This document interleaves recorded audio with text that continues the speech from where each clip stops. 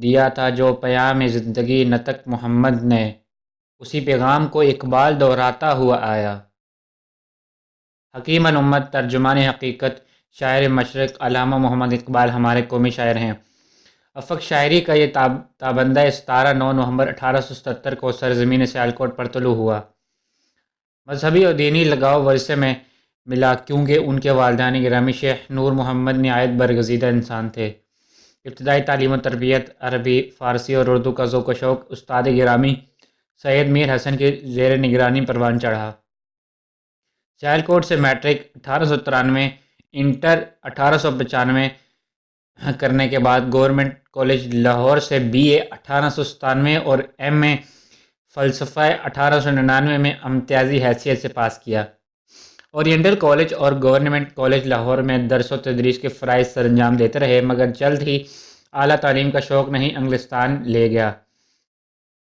جیسا کہ خود فرماتے ہیں، چلی ہے لے کے وطن کے نگار خانے سے، شراب علم کی لذت کشاں کشاں مجھ کو۔ انگلستان سے بارایت لا اور جرمنی سے PhD کی ڈگری حاصل کرنے کے بعد 1908 عیسوی میں وطن واپس آئے۔ کچھ دیر گورنمنٹ کالج لاہور میں درس و تدریس کے ساتھ ساتھ وکالت کرتے رہے۔ ازاں بعد ملازمت سے سبق دوش ہو کر وکالت کے ساتھ ساتھ شعر و شاعری کا سلسلہ جاری رکھا۔ 21 اپریل 1938 کو واصل حق ہوئے اور بادشاہی مسجد کے پہلو میں دفن کیے گئے۔ آپ کا مزار مرجع خلائق ہے۔ زیارت گاہ اہل عزم و ہمت ہے لحد میری۔ ڈاکٹر علامہ محمد اقبال جب افق ملت پر ابھرے تو وہ دور اسلامیان ہند کے زوال کی انتہا تھی۔ 1857 کی جنگ آزادی میں ناکامی کے بعد برصغیر پاک و ہند میں اسلامی اقتدار و حکومت کا آخری نشان بھی مٹ گیا۔ غلامی اور محکومیت کا طوق مسلمانوں کے گلے میں پڑ گیا۔ ظلم و زیادتی کے سائے گہرے ہوتے گئے، ذلت و خواری کے گھڑے کشادہ ہو گئے۔ اس جنگ آزادی کی تمام تر خود ذمہ داری مسلمانوں پر ڈال دی گئی اور انہیں ہر طرح کے ظلم و ستم کا نشانہ بنایا جانے لگا۔ شرفاء کو ذلیل کیا گیا، جائیدادیں ضبط کر لی گئیں، جاگیریں چھین لی گئی، منہم گدا بن گئے، ان کے مال و اسبات پر قبضہ جما لیا گیا۔ یہی نہیں، ان کے احساس محرومی و مظلومی کو گہرا کرنے کے لیے ہندوؤں پر نوازمات کی گئیں، حالانکہ اس جنگ میں برابر کے شریک تھے۔ ان کی خطائیں معاف ہو گئی، مسلمان مقہور اور ہندو منظور بن گئے۔ علامہ اقبال نے مشرق و مغرب سے اعلیٰ تعلیم حاصل کرنے کے بعد ملت کے عروج و زوال پر مکمل اور گہری نظر ڈالی اور مرض کی حقیقی نوعیت کی نشاندہی کی۔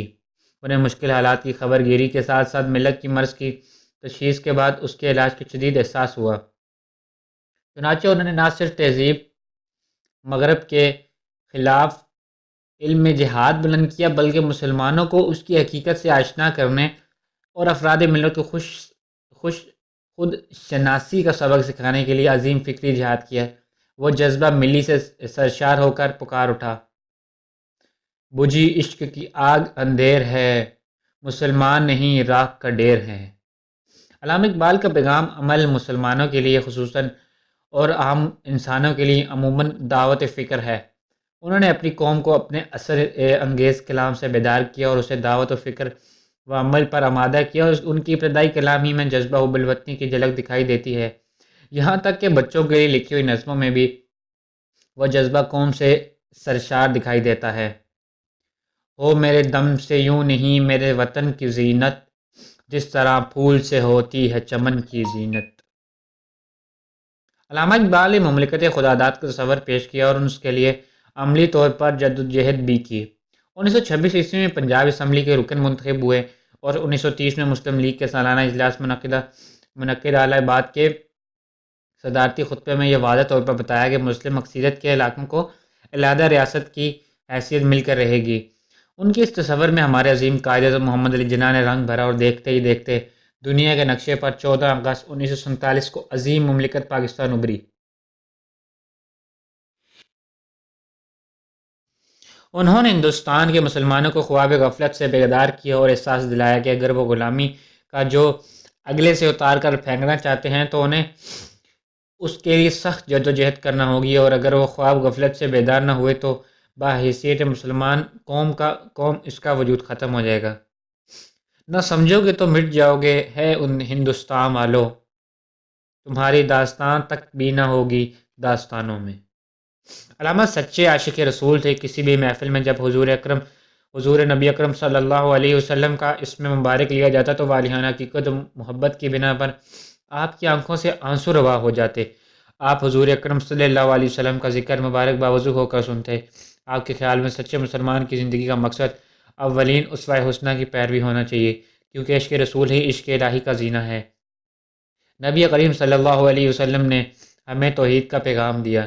آپ صلی اللہ علیہ وسلم کی حیات مبارک سچے مومن کے لیے عملی نمونہ ہے، اور ہم سنت رسول پر عمل پیرا ہو کر ہی رضا الہی حاصل کر سکتے ہیں۔ علامہ اقبال نے اگرچہ باقاعدہ نعت تو نہیں کہی، تاہم آپ کے کلام میں ایسے بے شمار نعتیہ اشعار موجود ہیں جن سے عشق رسول کی جھلک ملتی ہے۔ نگاہ عشق و مستی میں وہی اول وہی آخر، وہی قرآن وہی فرقان ہی یاسین وہی طٰہٰ۔ علامہ اقبال کو اسلامی نظام حیات، تہذیب و تمدن اور شاعر اسلام سے گہری وابستگی اور محبت تھی۔ انہوں نے مشرقی اور مغربی علوم و فنون کا گہرا مطالعہ کیا اور مشاہدہ کیا، اور اس نتیجے پر پہنچے کہ مغربی تہذیب و تمدن انتہائی کھوکھلی اور گمراہ کن ہے، لہذا مسلمانوں کو اس کے مضر اثرات سے دور رہنا چاہیے اور صرف دین حق کا راستہ اختیار کرنا چاہیے۔ ایسی صورت میں وہ دنیا و آخرت میں کامیاب ہو سکتے ہیں۔ انہوں نے تہذیب مغرب کی خامیوں کا تذکرہ نہایت پر تاثیر انداز میں کیا ہے۔